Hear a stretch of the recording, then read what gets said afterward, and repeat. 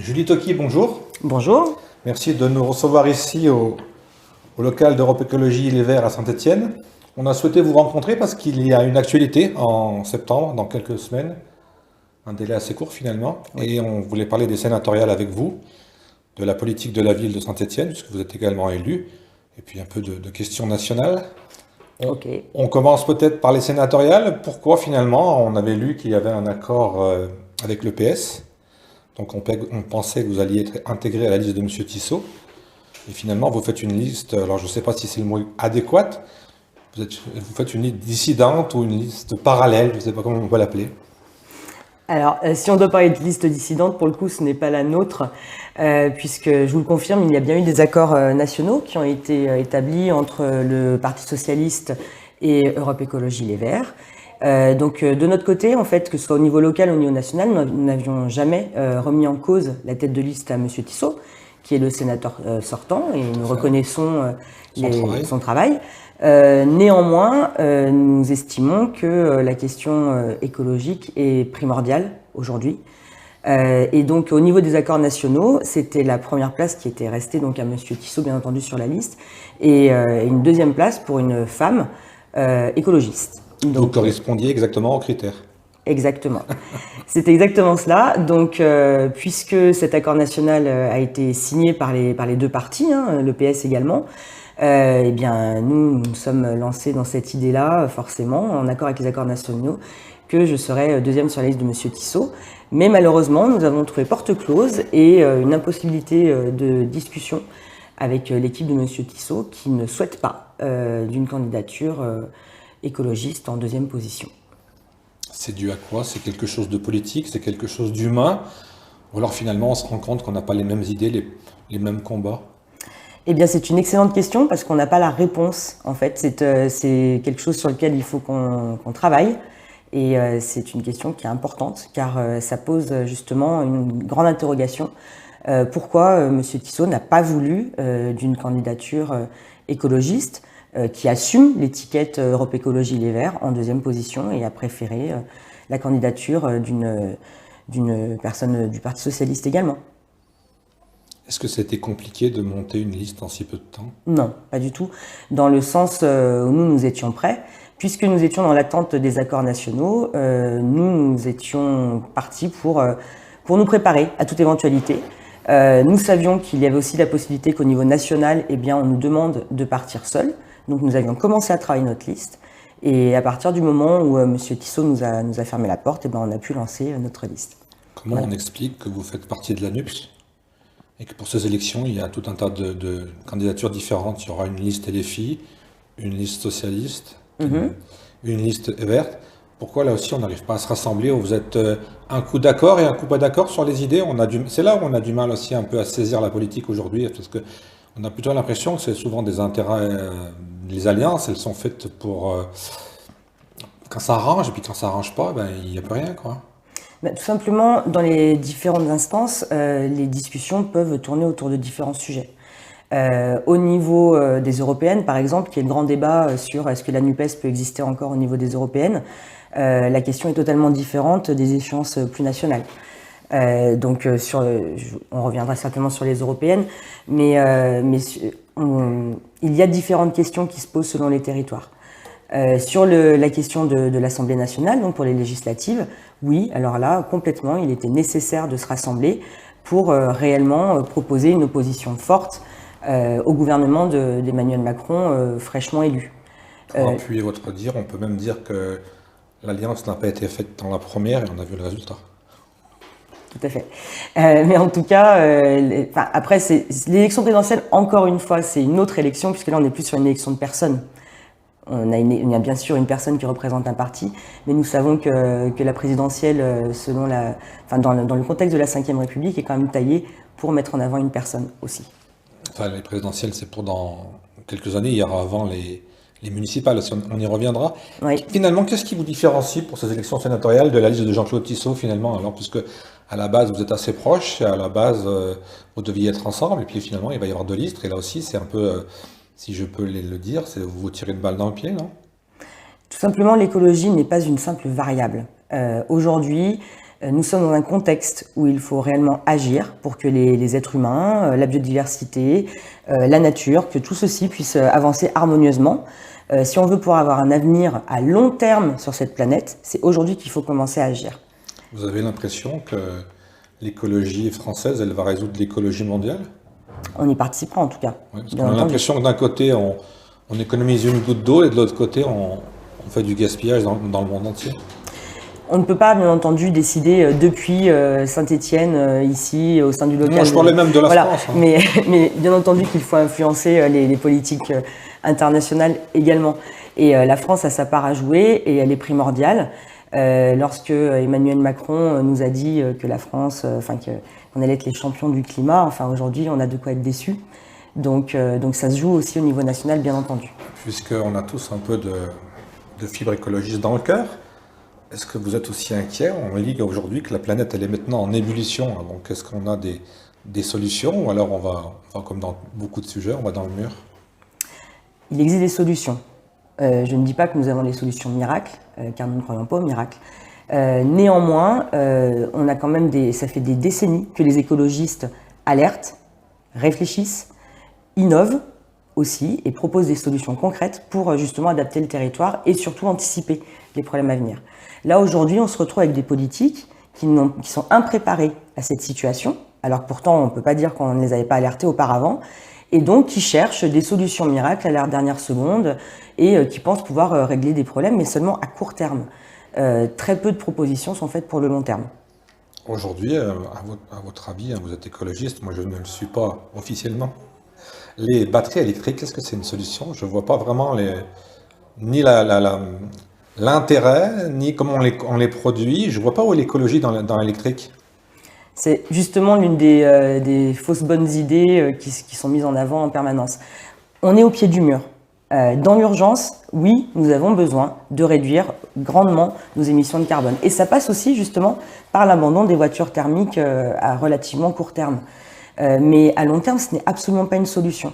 Car plus de batteries électriques, ça veut dire aussi plus d'énergie, plus de nucléaire, plus de déchets, etc., etc. Donc non, à long terme, cette situation n'est pas viable. Sauf que si on nous avait, mais avec des si on ferait beaucoup de choses, si on avait écouté les écologistes auparavant, on ne serait pas au pied du mur aujourd'hui. Au final, on y revient, qu'est-ce qui vous différencie donc de cette liste on va aller peut-être faire un petit inventaire à gauche, puisqu'on situe encore les écolos à gauche?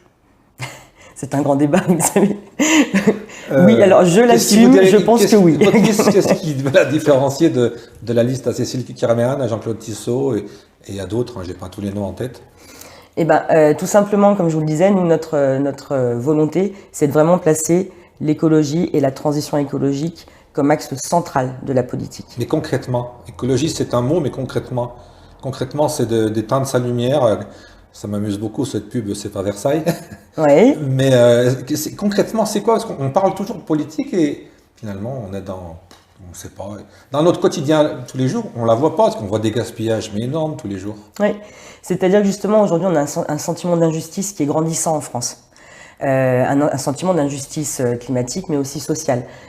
Aujourd'hui, cette urgence écologique, le gouvernement propose des solutions où en fait finalement c'est chaque citoyen qui doit agir à son niveau, en éteignant la lumière, en économisant l'eau. C'est une nécessité, évidemment. Mais on ne peut pas demander à la population de faire des efforts au quotidien si derrière il n'y a pas des mesures fortes au niveau national. Ce que je veux dire par là, c'est par exemple la production d'énergie. Oui, bien entendu qu'il faut baisser notre consommation d'énergie à chacun, mais c'est aussi à l'État d'accompagner les entreprises, d'accompagner les collectivités aussi, pour qu'elles réduisent leur consommation d'énergie. Aujourd'hui, on se retrouve avec un vrai déficit de rénovation au niveau énergétique. Il y a des perditions de chaleur et de fraîcheur, car c'est aussi la question désormais, qui sont énormes. On ne peut pas continuer comme ça. C'est-à-dire qu'il faut d'abord pouvoir rénover, pouvoir préparer nos habitats pour dépenser moins d'énergie à la fois en hiver, mais aussi en été, car la question du rafraîchissement, elle est présente aujourd'hui, on l'a bien vu avec les canicules de cet été. Et ça, c'est aujourd'hui que ça se prépare. Et ce n'est pas seulement en enlevant 1 ou 2 degrés en hiver dans notre habitat que ce sera suffisant. Vous avez vu qu'on avait fait venir du charbon d'Afrique du Sud, d'Australie, donc je ne parle pas déjà du transport, pour reproduire de l'électricité en France. C'est là où on ne comprend plus rien. C'est ça, c'est qu'on a une impréparation qui est manifeste. Et c'est là où ça ne peut pas fonctionner.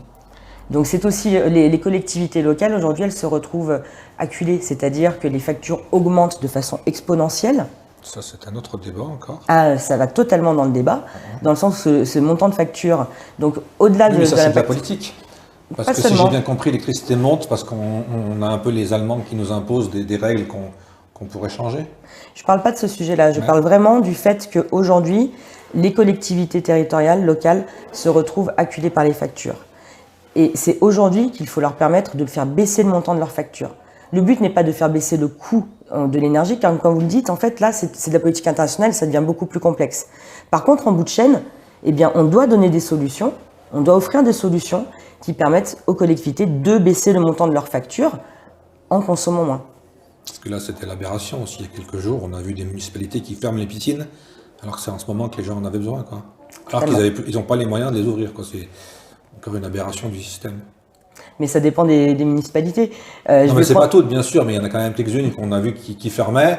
Et là, on se dit, attends, il y a vraiment un souci, quoi. Mais je vais vous donner un Avec exemple. tous les impôts qu'on paye. Je vais vous donner un exemple très concret. Hein. Nous étions, vous le savez, aux journées d'été au Havre la semaine dernière, et dans toute la ville du Havre, qui n'est pas une ville écologiste, hein, on connaît le maire du Havre quand même, Édouard Philippe, et donc quelqu'un qui a été dans le gouvernement de façon très forte quand même. Eh bien, il y avait des affiches de partout dans la ville pour proposer les piscines à 1 € du 1er juillet au 31 août. Donc, ce qui veut dire que sur une commune comme Le Havre, qui n'est pas du tout dans les idées politiques que nous pouvons avoir, eh bien, ils avaient anticipé ce phénomène et ce besoin que peuvent avoir les gens de se rafraîchir. Aujourd'hui, sur la région stéphanoise, par exemple, le site de la plage de Saint-Victor-sur-Loire est très souvent mis en avant par la municipalité actuelle pour un lieu de baignade, un lieu de rafraîchissement. Sauf que... C'est un jour sur deux, je crois, la baignade, il y a des algues tous les jours. À peine.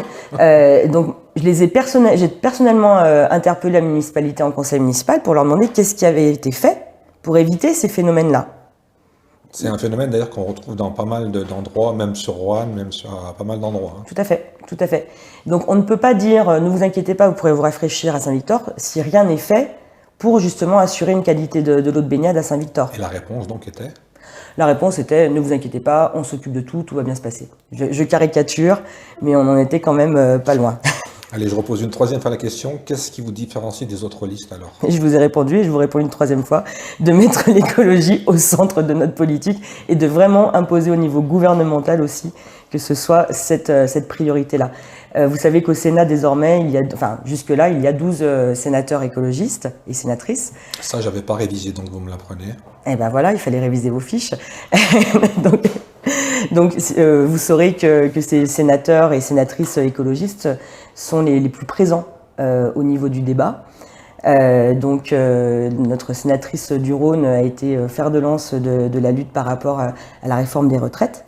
Nous intervenons, malgré le fait que nous ne soyons que 12 au sein du Sénat, nous intervenons, nous proposons et des amendements passent aussi par les propositions écologistes car nous sommes dans une démarche constructive, car nous savons que nous sommes face à des enjeux qui nous dépassent, tout simplement.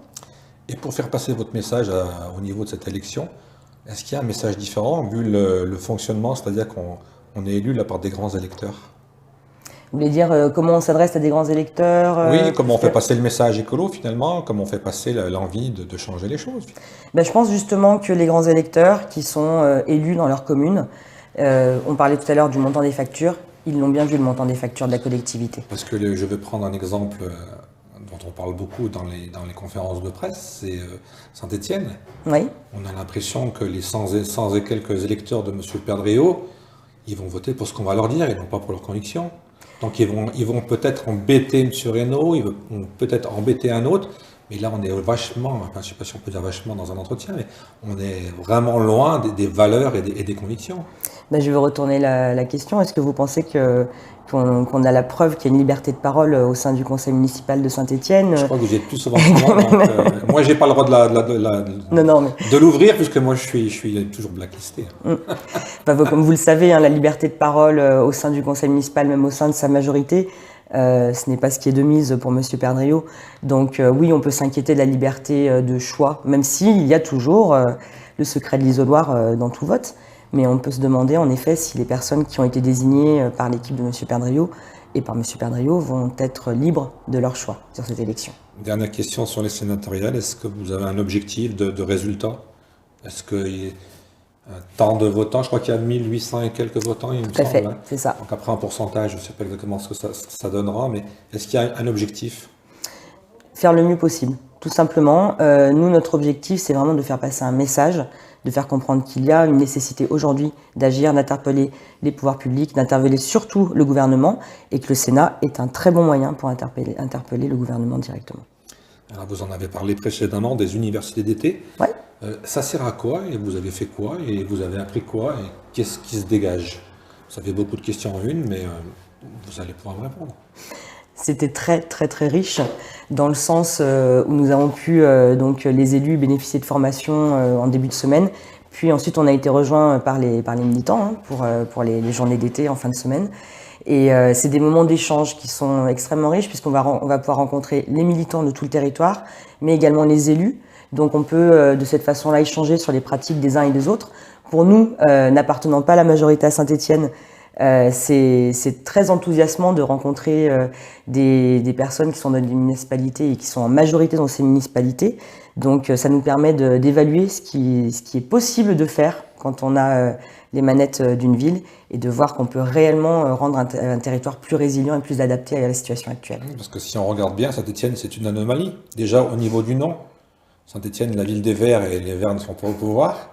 Et en plus, deux grandes villes, Grenoble et Lyon, qui sont un peu les moteurs, sont passés chez les écolos. Et à Saint-Étienne, vous faites toujours des scores un peu difficiles, j'allais dire. Bien sûr, mais il y a d'autres villes sur le territoire français qui innovent. Je parlais de notre région. Oui, bien sûr. C'est une anomalie, oui et non, c'est-à-dire C'était un clin d'œil aussi. Oui, je comprends. Comme votre pull vert, c'est un clin d'œil. Ah bah oui, j'avais pas fait exprès. J'avais pas prévu d'avoir une tenue verte pour la totalité de la campagne. Il faudrait que je refasse ma garde-robe. Non, mais en tout cas, oui, moi je suis née à Saint-Étienne. Par la vie, il m'est arrivé de partir pour plusieurs mois, plusieurs années de Saint-Étienne.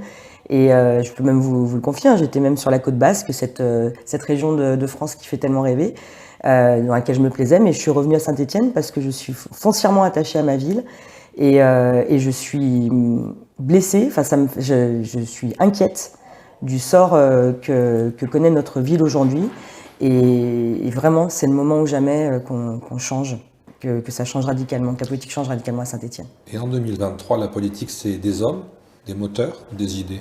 Qui sont moteurs, motrices. Des hommes et des femmes, vous voulez dire?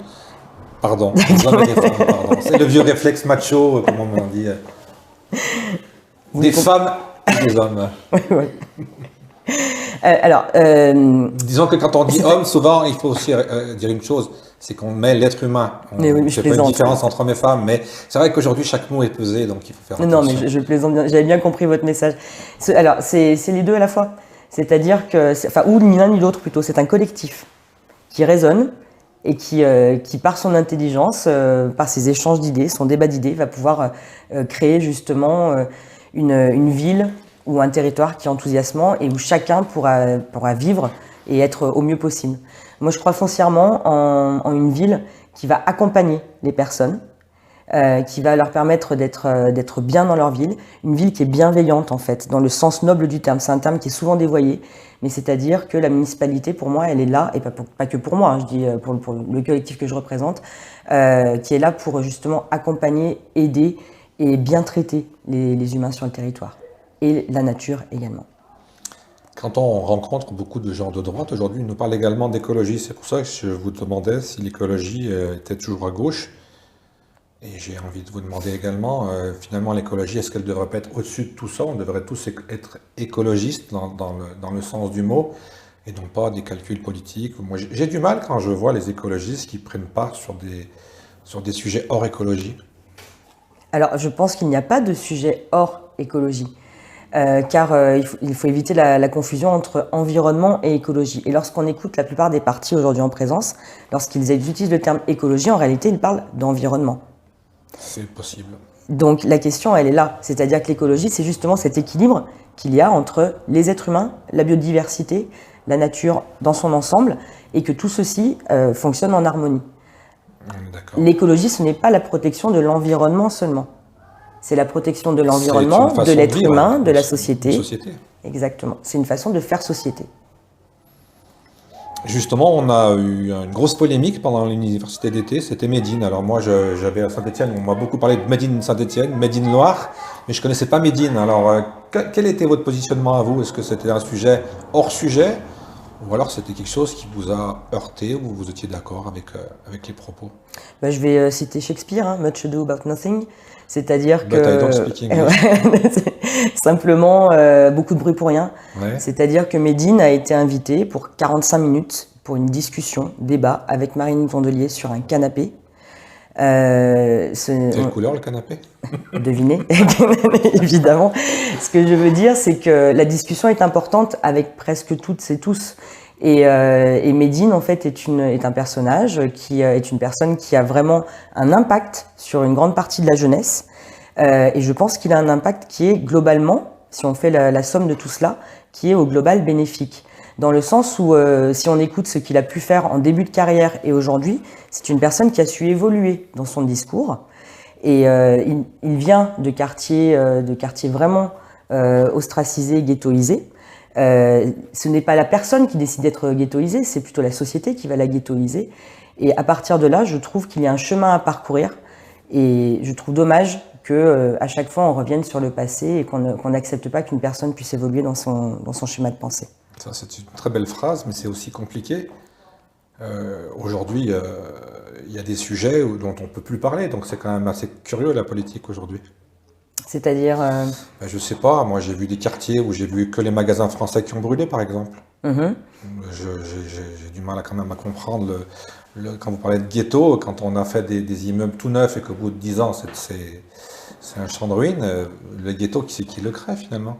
Donc c'est pas l'humain aussi qui est pas écolo, qui est pas je vais étaler vulgaire, mais si vous chiez dans votre assiette, voilà. Alors, quand on parle, le mot ghetto est toujours très fort. Après, évidemment, la société, elle est difficile. C'est pas tout le monde qui réussit. C'est pas tout le monde qui devient chef d'entreprise, qui est footballeur, qui est Mbappé.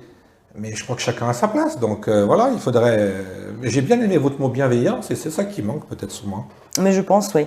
Et surtout. Et arrêter les concours. Je suis le plus fort et j'ai les plus grosses. Déjà, et surtout, en fait, d'arrêter de prendre des décisions sans concerter la population. Dans les quartiers les plus populaires, beaucoup de personnes ont envie de parler et lorsqu'on rencontre des personnes des quartiers les plus ostracisés, on se rend compte qu'il y a vraiment un déficit de parole, une frustration. C'est-à-dire qu'on en a des choses à dire et qu'on ne trouve pas les moyens de le dire. Oui, et ça, c'est important. La parole est difficile avec les gens. Hein. Chacun bien reste entendu, sur sa position. Bien entendu. Et c'est à chacun de se mettre au niveau de chacun. Je n'ai jamais été sarkozyste, mais l'autre jour, il l'a bien dit, il y a des sujets, on dit quelque chose, on est raciste, on dit quelque chose, on est anti-immigration.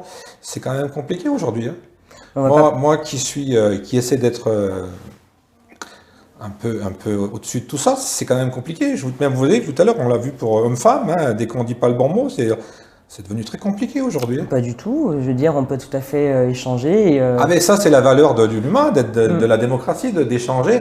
Mais il y a beaucoup de personnes qui n'échangent plus. Hein, et puis vous l'avez dit tout à l'heure, il ne faut pas aller très loin, parce que vous avez dit à la mairie de Saint-Étienne, on n'échange pas beaucoup. Si j'ai bien compris, c'est une décision qui est prise et il faut l'accepter. C'est ça.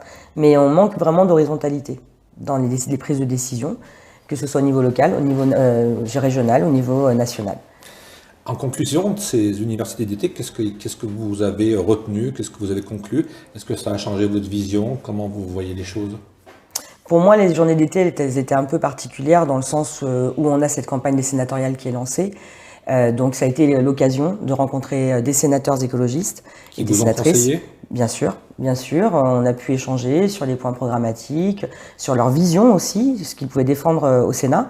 Et en fait, ce qui est vraiment enthousiasmant, c'est qu'on est vraiment sur la même longueur d'onde. C'est-à-dire que ce qu'ils défendent au quotidien au Sénat, c'est ce que nous envisageons de défendre pour notre territoire. Donc là, notre volonté, c'est vraiment de montrer que nous sommes un collectif et que le collectif, il agit également au niveau de Paris, au niveau du Sénat.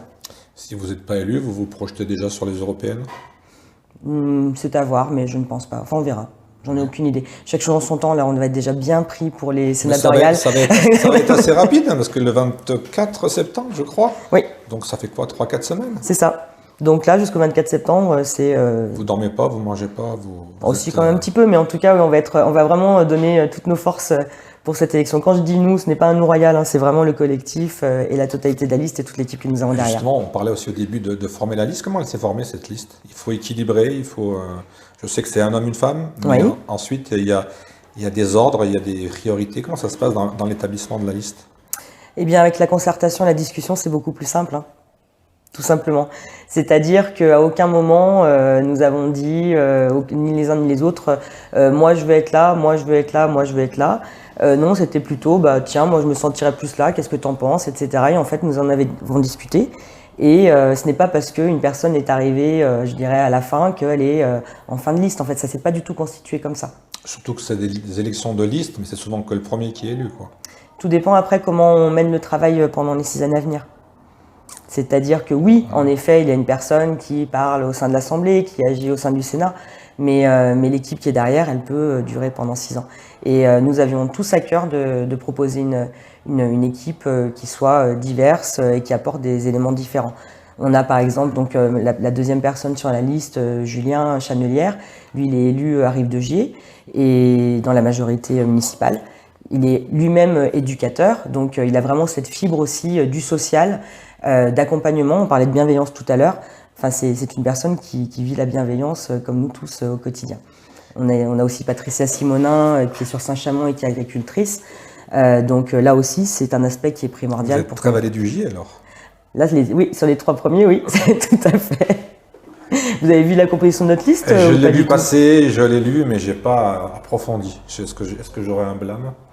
Non, je pense que ça ira. Non, parce que je vous rassure, on a quand même des personnes aussi du territoire.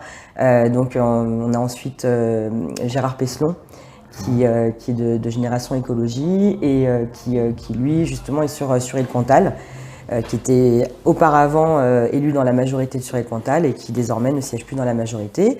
Nous avons Claire Payot, qui est une militante qui est dans le Rouennais, à Combre exactement, une petite commune du Rouennais. Qui a travaillé longuement dans l'art et la culture, donc qui nous apporte aussi ses connaissances et son expertise sur le sujet. Et enfin, Jean Duverger, que vous devez connaître et avec qui je travaille au quotidien. On le salue parce qu'il n'est pas loin. Il n'est pas très loin, oui. Je dois dire que c'est quelqu'un que j'apprécie énormément, etc. C'est ça, c'est le moment? Non, il ne faut jamais être focus chez nous, il faut être cash et honnête, surtout et sincère.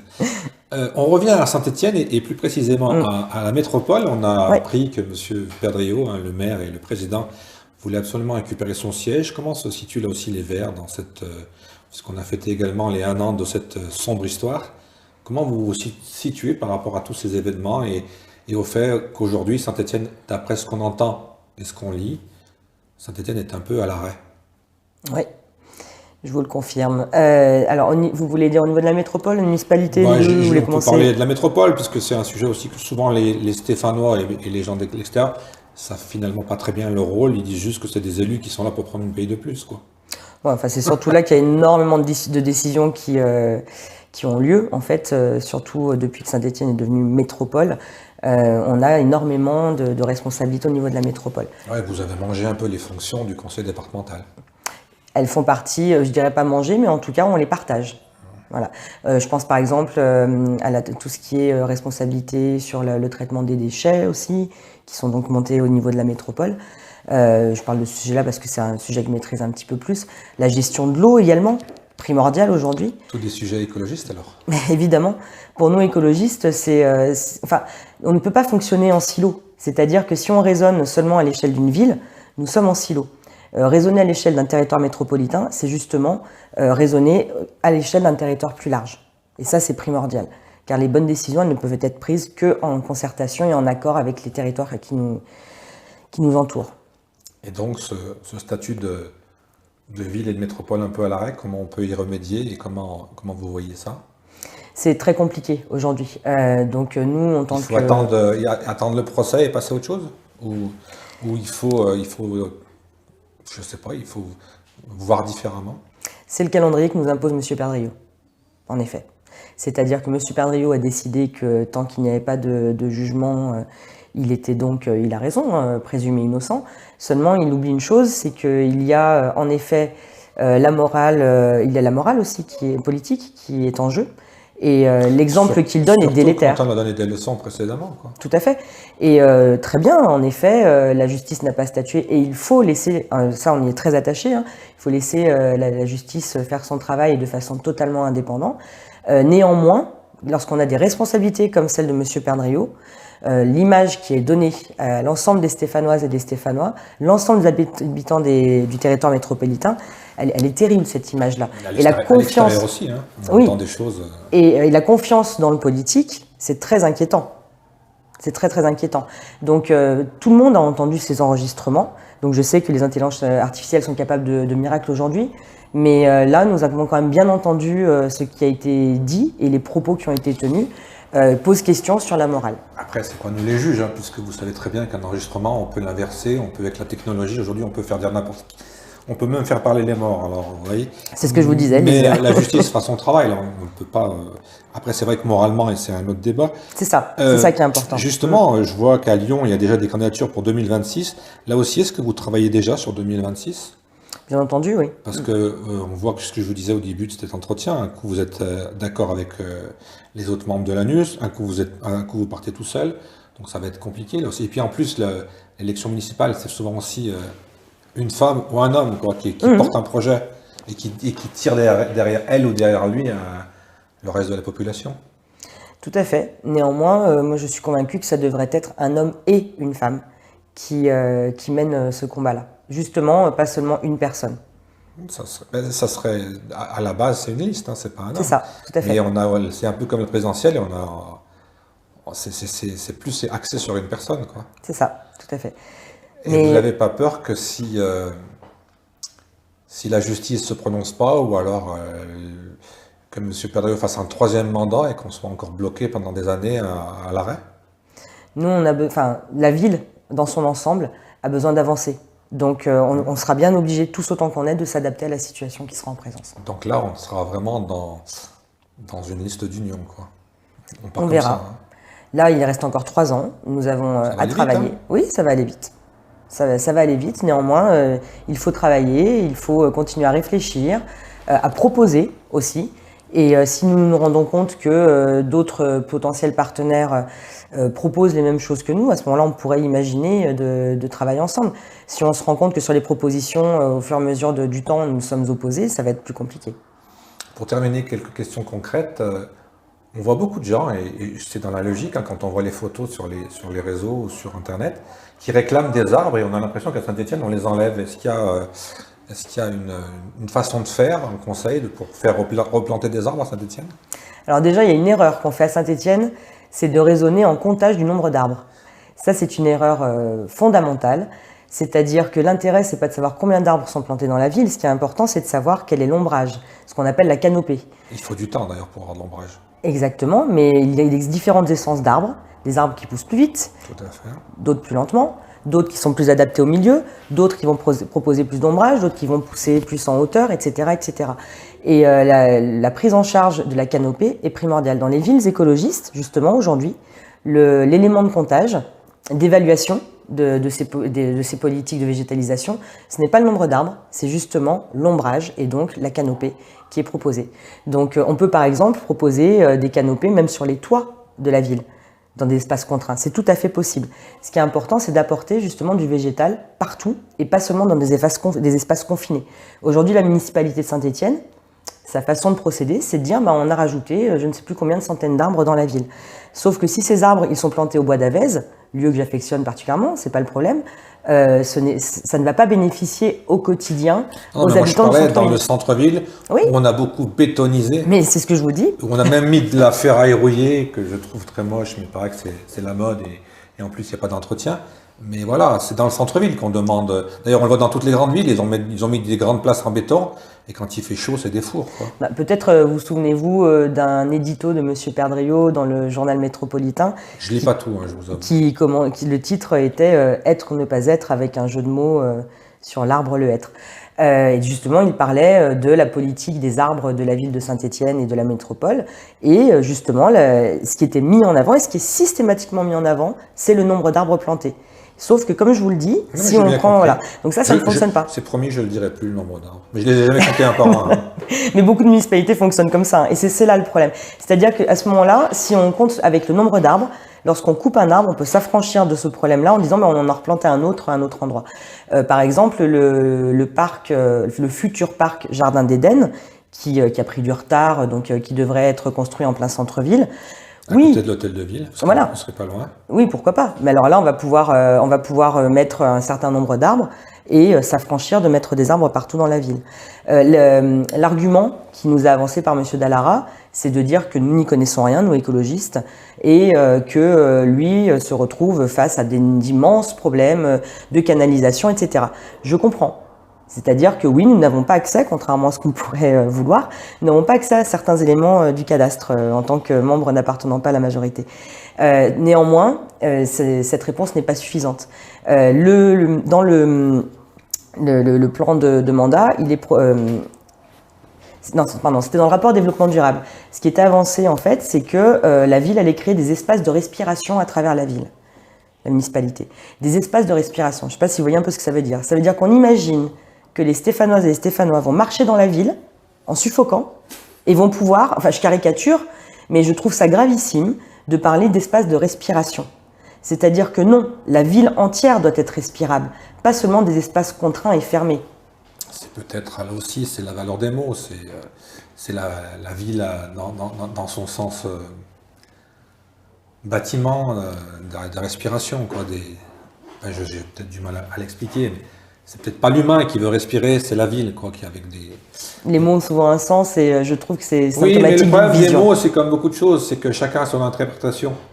Et tout le monde a raison et tout le monde a tort parfois. Bien entendu. C'est un peu l'objet, suivant où vous êtes placé, vous le voyez d'une façon différente. En tout cas, simplement, il est aberrant pour nous écologistes de raisonner en espaces bétonnés et quelques espaces fermés verts. Ça ne peut pas continuer. Dernier sujet pour les verts, mis à part la remontée des Stéphanois en Ligue 1, ça c'est de l'humour, les transports. Il y a beaucoup de villes qui sont passées au transport en commun gratuit. Est-ce que c'est quelque chose qui est possible à Saint-Étienne? Est-ce qu'il y a d'autres solutions? On se rend compte qu'on parle beaucoup de transport en commun, mais que souvent, on va me dire que c'est pas vrai, mais je vois que les tarifs augmentent, donc c'est quand même là aussi délicat. Je vois que les gens, ils vont aller chercher leurs enfants ou chercher le pain en voiture à 50 mètres. Donc je me dis, la société, elle a du mal quand même, là, il y aura du travail pour vous. Donc comment on fait? Et puis c'est pareil, là aussi, à une époque, je disais gratuit, c'est bien, et on se rend compte que tout gratuit, c'est pas bien finalement. Les gens n'ont aucun respect quand c'est gratuit. Alors, je dirais pas sur cette idée-là. Néanmoins, les expériences qui ont été menées en France sur la gratuité des transports montrent que finalement, ça ne va pas augmenter le nombre d'usagers et d'usagères. C'est-à-dire qu'avant de proposer de la gratuité pour les transports, il faut d'abord être capable de proposer un réseau qualitatif. Une alternative, non? Voilà, un vrai bon réseau. Une fois que l'habitude elle est prise, une fois que les personnes ont vraiment pris ce réflexe de la mobilité douce en général, que ce soit transport en commun, que ce soit vélo, que ce soit trottinette ou etc. ou quoi que ce soit, ou simplement la marche à pied, eh bien là on peut envisager de mettre des transports gratuits. Mais aujourd'hui, en tout cas sur notre territoire, ce n'est pas cette priorité-là. Le réseau de mobilité sur Saint-Étienne, mais aussi sur la Loire en général, est très nettement insuffisant. On est vraiment en lacune de rythmes cadencés, par exemple, c'est-à-dire avec des rythmes réguliers des transports. C'est-à-dire qu'un rythme cadencé, ça facilite l'accès aux transports en commun. Ça veut dire quoi exactement? Je vais vous expliquer. C'est plutôt que de se dire, je vais aller regarder sur mon application à quelle heure va passer le bus, et je sais qu'il y en a un toutes les 10 minutes, comme le tram en fait finalement. Donc finalement, on ne regarde pas l'horaire exact, on sait qu'on va se pointer à l'arrêt, on en aura un rapidement.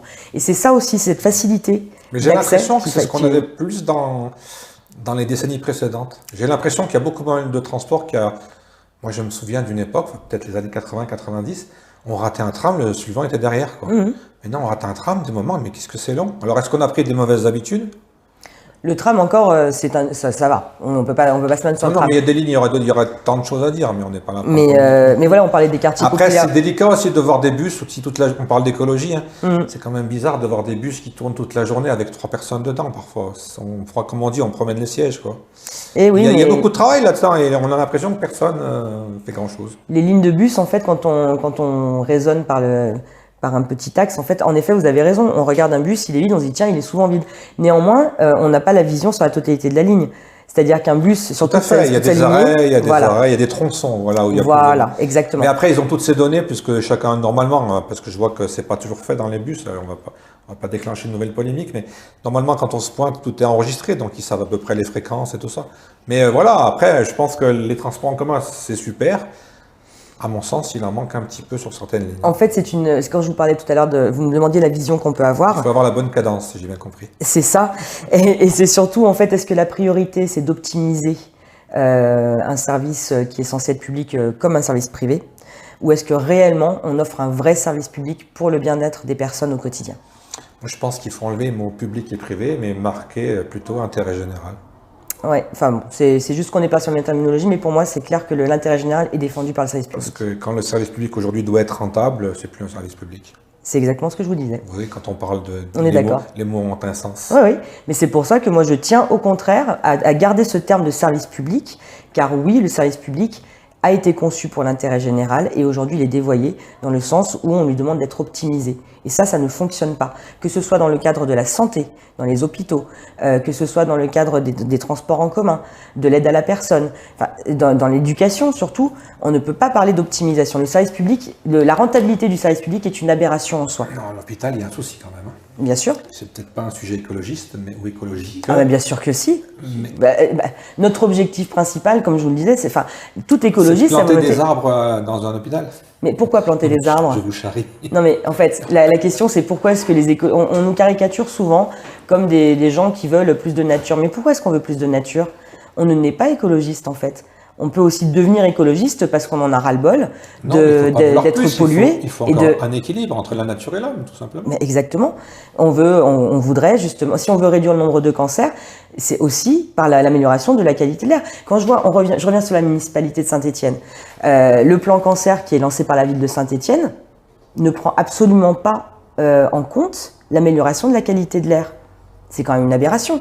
On va faire un plan cancer à Saint-Étienne, où on va décider, par exemple, d'agrandir les espaces non-fumeurs, très bien, mais en parallèle de ça, on se dit pas, tiens, il faudrait peut-être réduire les pollutions par particules fines. Enfin, c'est quand même assez aberrant. C'est un ensemble de plein de choses. Voilà, donc quand vous me dites la santé, c'est pas un sujet écologiste, moi je vous réponds non, c'est un sujet hautement écologiste et c'est l'une de nos préoccupations principales. Je me provoque un petit peu. Mais provoquez, je répondrai, il n'y a pas de problème. Bon, pour conclure, comment vous voyez, puisque c'est l'actualité, comment vous vous projetez pour cette élection sénatoriale? Tout est prêt, tout est enclenché, il n'y a plus qu'à? Eh bien, je raisonne à la fois sur le court et sur le moyen terme. Quand je parle de moyen terme, c'est le 24 septembre. C'est-à-dire que là, à l'instant T, c'est un moment très enthousiasmant, parce que c'est un moment d'échange hyper riche que nous avons entre nous tous, c'est-à-dire nous tous psycholistiers, mais également l'équipe qui est autour de nous. Je me rends compte que derrière nous, on a un collectif qui est très très très motivé et qui est prêt à travailler justement. Donc comment on l'envisage? Eh bien par des rencontres riches, des rencontres avec des personnes qui ne seront pas d'accord avec nous, mais non seulement on mène cette élection en vue de l'élection sénatoriale, cette campagne pour les élections sénatoriales, mais c'est également l'occasion de rencontrer des maires, d'échanger sur les idées écologistes, sur le fait, cet équilibre que nous devons retrouver pour anticiper les problèmes à venir. Est-ce qu'il y a des maires, des mairies, des élus qui ont refusé de vous recevoir? Nous sommes en train de prendre rendez-vous avec les différentes mairies, tout à fait. Alors bon courage, et puis si je peux me permettre, moi je verrais bien une femme maire de Saint-Étienne dans 3 ans. Parce que je crois bien que dans l'histoire de Saint-Étienne, je ne sais même pas s'il y a eu une femme première adjointe. Mais je vais vous dire franchement, je ne pense pas que la question soit est-ce que c'est un homme ou une femme en fait justement. Peu importe. Si, ça serait pas mal une femme. Ça ne change rien. Le genre de la personne ne change rien. Je pense réellement que le principal, c'est que ce soit une personne pertinente et qui a à cœur de défendre... Vous ne pensez pas que les femmes ont une vision un peu différente de la politique que les hommes? Non. Elles sont plus dans l'intérêt général et non pas dans le carriérisme, si j'ose. Mais il y a des hommes aussi qui ne sont pas carriéristes et il y a des femmes Il ne carriéristes. faut jamais faire des généralités. Oh oui. Mais on est obligé de faire des généralités pour poser quelques questions un peu piques. Oui, mais vraiment, moi je pense que ce n'est pas le genre la question. Qu'un équilibre soit présent au sein du conseil municipal, là oui, c'est essentiel. Une parité, ça c'est essentiel pour justement avoir différents points de vue. Néanmoins, la personne qui est à la tête de la municipalité, ça peut être un homme, une femme, peu importe. Et comme je vous le disais tout à l'heure, mon intime conviction, c'est qu'un vrai binôme, là, ce serait une belle solution. Un vrai ticket finalement, un peu comme aux États-Unis.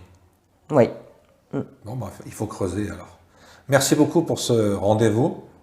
On vous souhaite un bon courage et puis comme tous les gens qui se présentent en général que je rencontre, je leur souhaite d'être élus et puis de bien travailler. Eh bien, je vous remercie. À bientôt. À bientôt.